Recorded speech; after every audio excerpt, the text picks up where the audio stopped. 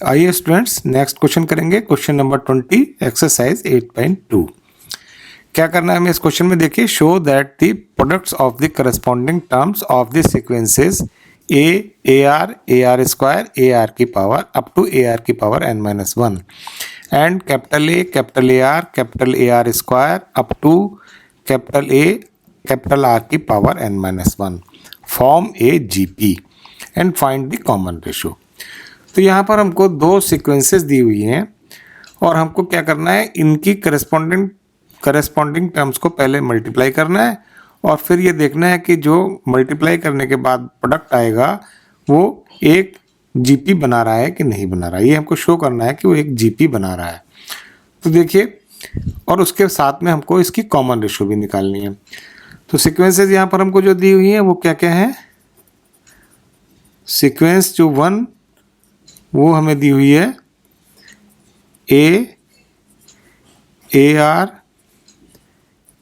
Are square up to A R की power n-1 और जो दूसरी सीक्वेंस दी हुई है वो है सेकंड सीक्वेंस हमें दी हुई है capital A R square up to capital A R की पावर n-1। तो अब इसकी करस्पॉन्डिंग टर्म्स को मल्टीप्लाई कर लेते हैं तो नई सीक्वेंस हमारी बनेगी। तो नई सीक्वेंस क्या बन जाएगी, इसको इससे मल्टीप्लाई करेंगे, फर्स्ट टर्म से a इंटू ए, दूसरी टर्म होगी A R into A R, third term होगी A R square into capital R का स्क्वायर, nth टर्म जो होगी इसकी वो होगी ए आर की power n-1 into capital A R की पावर n-1। ये सीरीज बन गई, सीक्वेंस बन गई। अब देखते हैं कि ये सीक्वेंस एक जीपी बना रही है कि नहीं बना रही है। तो देख कैसे पता करेंगे, हम इसकी कॉमन रेशो निकालेंगे सेकेंड टर्म को फर्स्ट टर्म से डिवाइड करके और उसके बाद कॉमन रेशो निकालेंगे थर्ड टर्म को सेकेंड टर्म से डिवाइड करके। अगर दोनों केस के अंदर कॉमन रेशो सेम आती है तो इसका मतलब ये जो सीक्वेंस है वो एक जीपी फॉर्म कर रही है। तो देखते हैं कॉमन रेशो।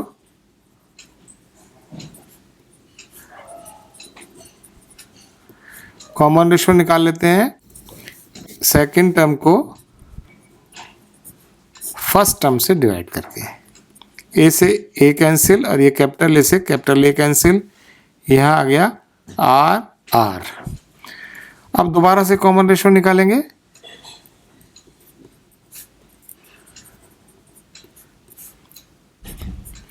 थर्ड टर्म को सेकेंड टर्म से डिवाइड करके, यानी ए R square into capital A R square upon, और जो सेकेंड टर्म है वो है A R into A are.